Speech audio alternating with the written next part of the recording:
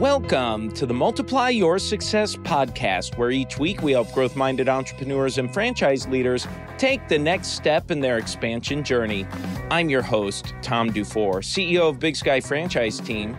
And as we open today, I'm wondering if you have ever found yourself in a marketing hole, wondering how are you going to dig yourself out? One of those times where you're trying your best to generate leads and convert into sales, but it's just not working. Well, our guest today is Austin LaRoche, who shares with us his M2S Framework to help you take those leads to convert into sales. Now, Austin is the CEO of ATAK Interactive and the creator of the M2S, or Marketing to Sales Framework, a B2B growth system that synchronizes strategy and execution in a simple, pragmatic plan.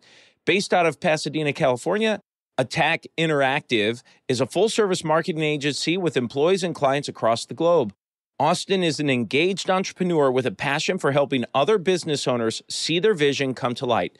His company motto is strength in structure, where he and his team watch our clients go from random acts of marketing into an organized operation that can measure an operation's success at each stage of their customer's journey.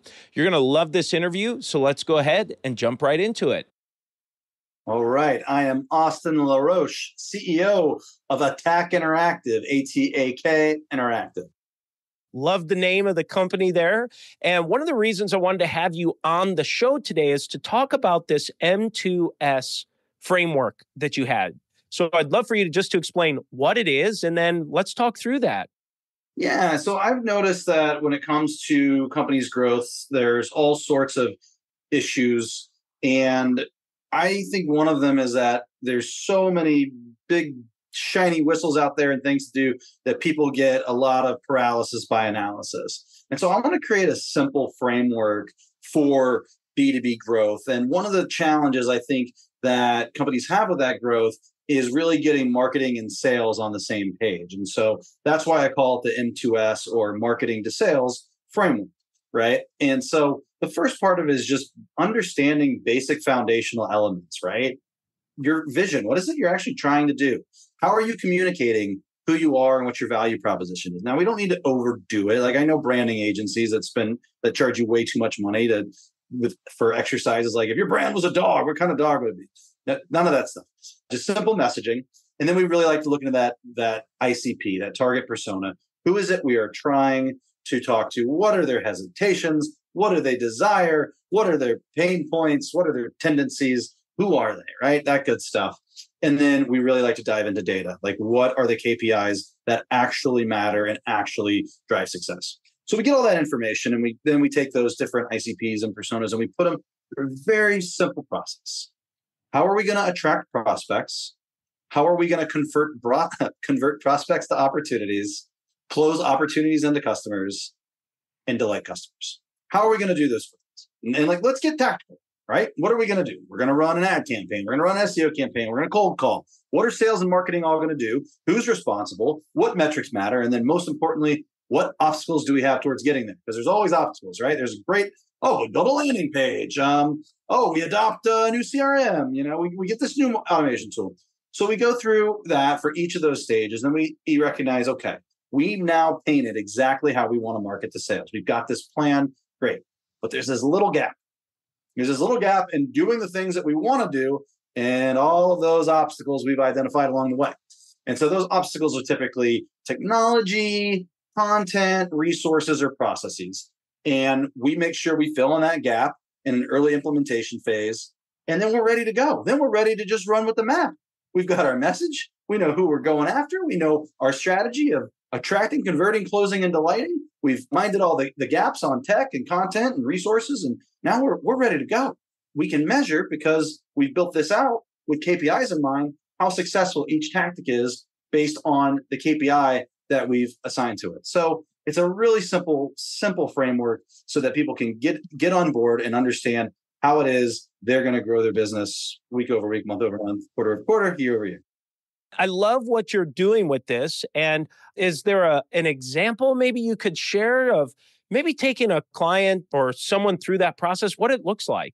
Yeah, so I'll share a story from a company I've been working with for 10 years. Before I formalized everything and called it the M2S Framework and just kind of like the way I operated, there's a kids gym that was started in Tarzana, California. It's called We Rock the Spectrum Kids Gym. And it is for children, it caters to children on the autism spectrum.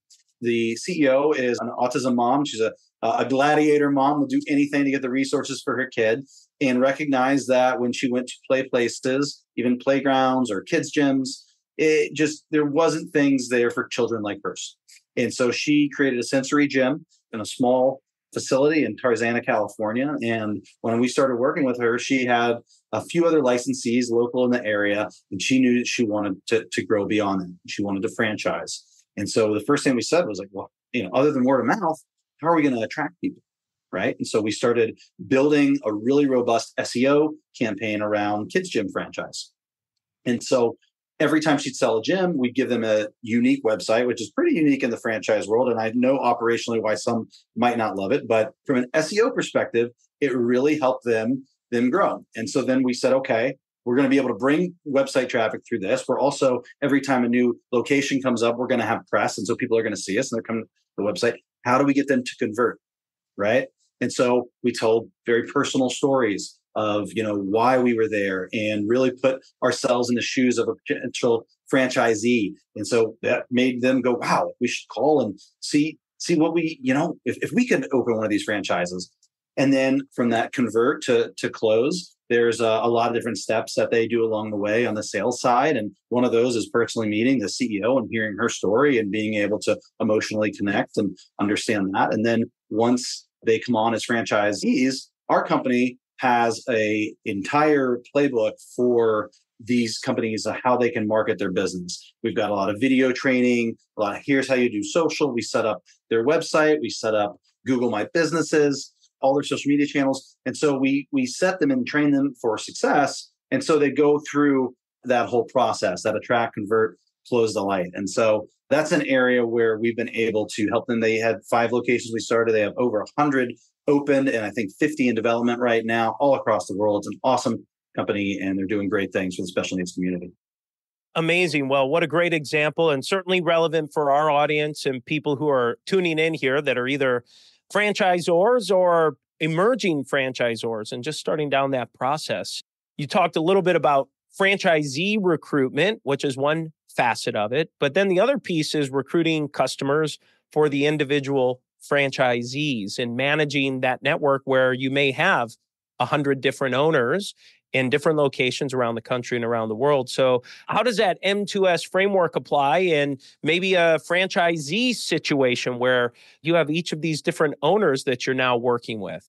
Yeah, that's a great question because each individual owner has a much different, they're direct to consumer, right? So they need to get people in their doors. So like attracting somebody is not, obviously there's a digital marketing things we can do, right? We can, have them connect with people in all the Facebook mommy groups and whatnot. We can have the SEO, we can get some local press, but sometimes it's just having a sign in the right place. And their corporate handles most of that because they know that like location and on-site marketing so well, having done that so many times and being more hands-on. We do handle a little bit more of the digital side. But I think that's what's one of the most fascinating things is, in a franchise sales cycle, you can go from convert to close. That can take 2 to 3 years. Maybe it's time. Yeah, it's not the right time. Whereas, convert to close on the B2C side, that could be 2 to 3 seconds. That can be, hey, what does that sign say? Oh, a sensory gym. That's interesting. Walk in and you kind of just look and well, this looks great. Price is good. You want to play here, son? And then, and so it's understanding those variables, right? But just understanding what the path looks like, right? How is it we're getting them in the door? Once they're here, what is it we've got to do to, what even just simple signage is needed to make them go, yeah, let's go. I want to play today and close. And then once they're there, how do you give them the best experience possible? So they go and they give you 5 stars on Yelp and they tell everybody they know about how great you are, right? Because, delighting a customer, it really can become pretty cyclical. Delighting a customer can then become like your next marketing activity to really attract new customers. One thing I was curious on is where have you found with your background that marketing and sales teams tend to struggle to get traction? Technology has made this easier than ever to understand what sales is saying and what marketing is saying.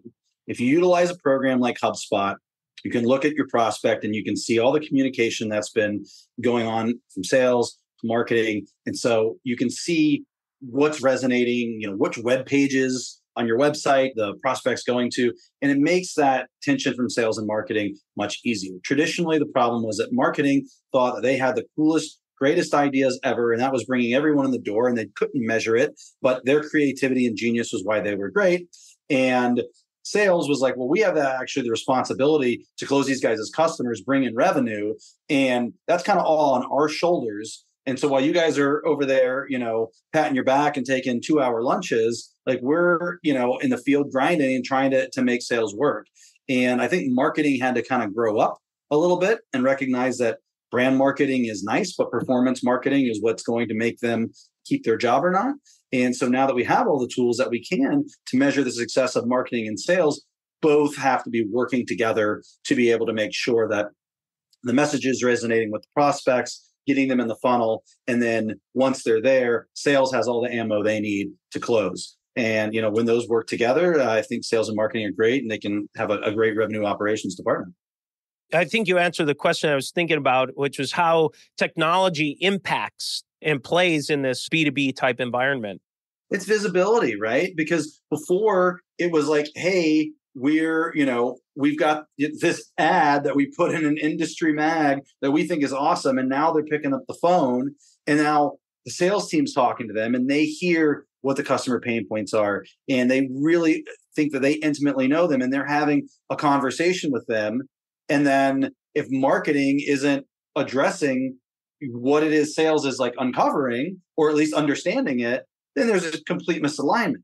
And, I've seen companies with that, even as, like 5 years ago, who still weren't utilizing the right tools and marketing was saying one thing, sales hated it.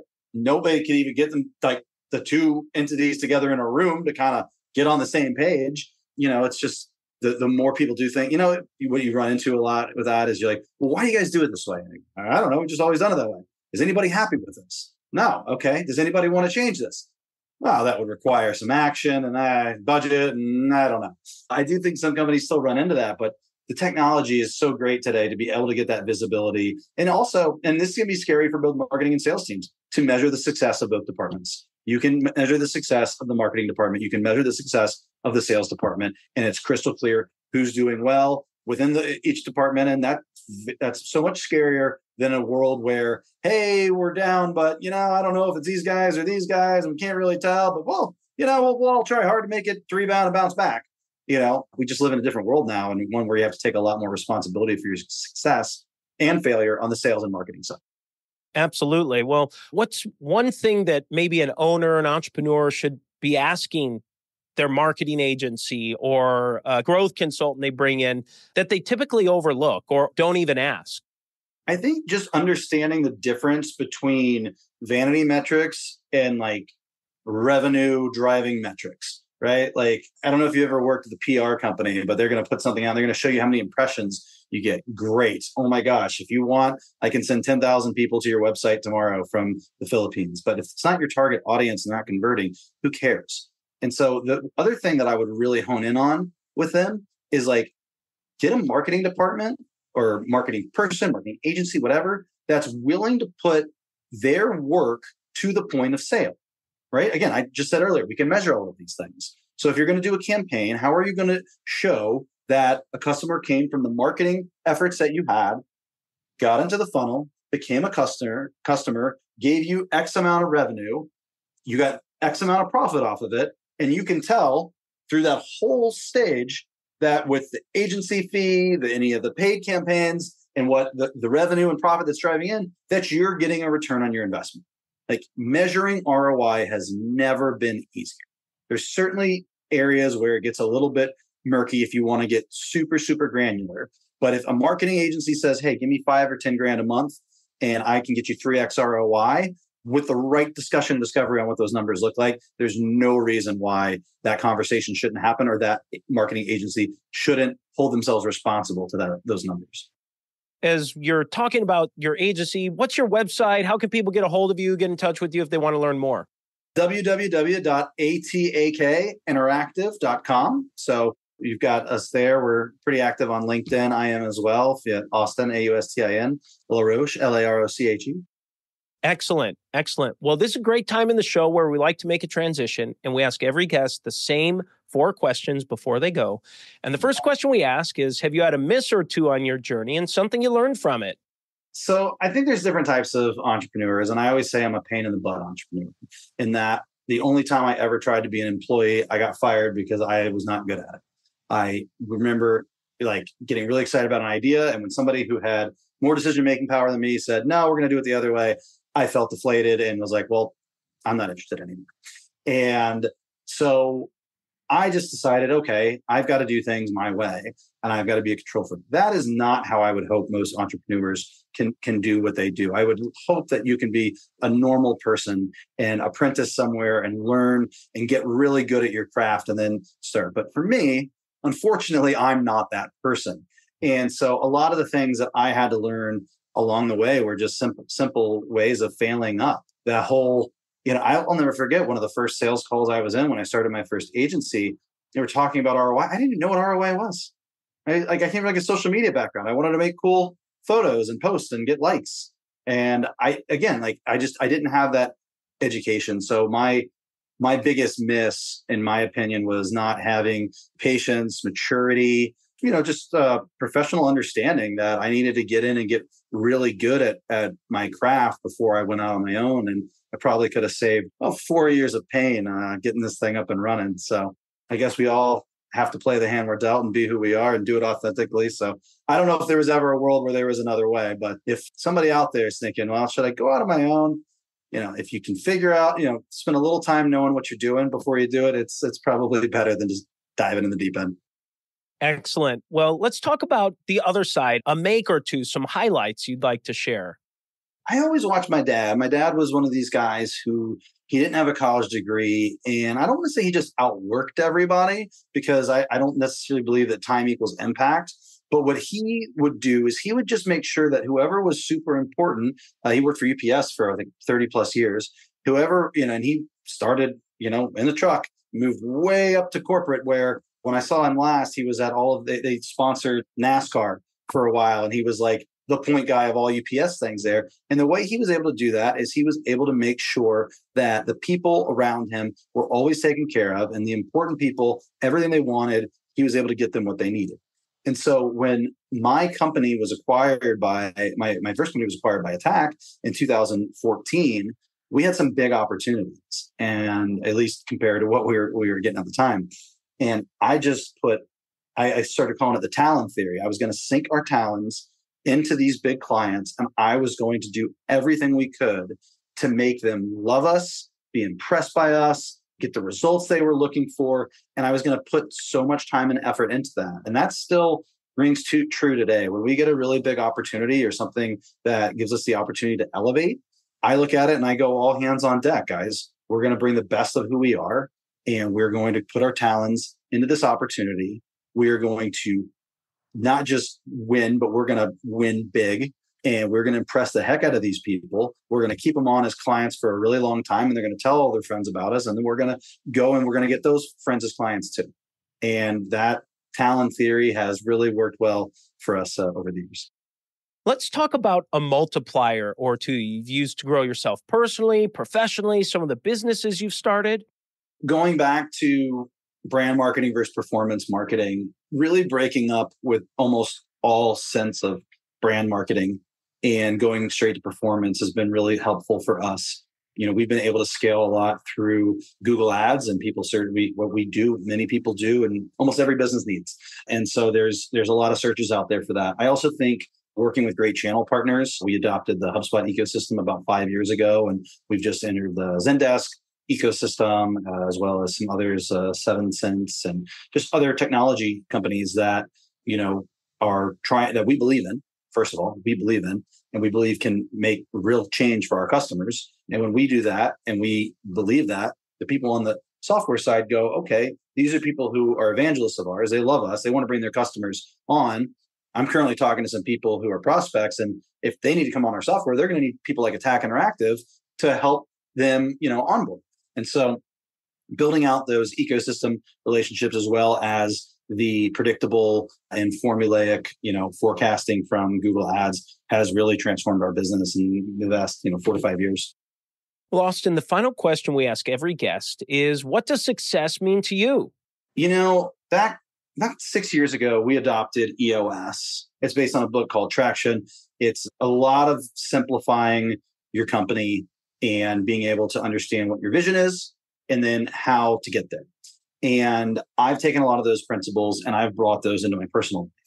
And so I recognize what my core values are. I recognize what my bucket lists are, my goals, 1 year, 3 year, 10-year target, what I want to do with my business, my family. And, I've got this list. It's just this bucket list of things I want to do. And every year sitting there and I figure out, what am I going to do? What am I going to do this year to do it? And what am I going to challenge myself to do? Try and do something physical, like run a race, or is it going to be a travel goal? And so to me, success is understanding what that list is for you, understanding who you are and what you want in life, and then putting in the time, work, and effort to live intentionally and to go out and do it, to be able to put boundaries up to, blockade things that don't matter, or be able to outsource those conversations to other people on your team and go after your list, figure out what you want in life. And that's not easy. I totally understand that, but, figure out the things that you do know and then get to work. Before we go, is there anything you were maybe hoping to share or get across that you haven't had a chance to yet? Anytime I get this question, I'm always like, well, wait a minute. I think my business partner would probably want me to be a little salesy here, right? Hey, if you need any help in marketing to sales, go to ATAK Interactive. But, if you like what you heard, I hopefully that's something you'd be interested. I guess just for anybody out there who is listening and is kind of, trying to figure out what they define success with, just know that we talk a lot about the good stuff here. And I, gloss over the 4 years of pain and me being a pain in the butt entrepreneur. But there's a lot of tough times and you get yourself in a hole. And the coolest thing about getting yourself in a hole is you always have the opportunity to dig yourself out. So if now's one of those times when you're like, dang it, I'm just not where I want to be, write the list and start climbing. I think you'll be all right. Austin, thank you so much for a fantastic interview. And let's go ahead and jump into today's 3 key takeaways. So takeaway number 1 is Austin's M2S Framework, or that marketing to sales framework. And some of the key things he talks about is, what's your vision? How are you communicating? Who are you going after? What are the metrics that matter? Takeaway number 2 is when I asked Austin, what's the one thing an owner or a leader might ask their marketing consultant? And he said it's important for you to know the difference between vanity metrics and performance metrics, and see if you can get someone into marketing who's willing to show you how the marketing that they're doing drives or has led to a sale or that conversion at some point down the line. Takeaway number 3 is he said he watched his dad and how he built a successful career, and Austin created from that inspiration what he called the Talon theory, which is when he sees an opportunity to grow or make an impact, he goes all in with all resources and everything he has. I thought that was a really, really great idea that he shared. And now it's time for today's win-win. So today's win-win came right at the tail end of the episode when Austin gave just a really great reminder that when you're running a business or leading a business, there are a lot of tough times. And sometimes you get yourself in a hole. But as he said, just remember, you can climb out now. You can figure out a way to get out of it. And I think the win-win there is remembering that there is a way out of it. And oftentimes, it may not be your own idea that gets you out. It's the team and the people around you. So make sure you're collaborating and working with them as well. And so that's the episode today, folks. Please make sure you subscribe to the podcast and give us a review. And remember, if you or anyone you know might be ready to franchise their business or take their franchise company to the next level, please connect with us at bigskyfranchiseteam.com. Thanks for tuning in, and we look forward to having you back next week.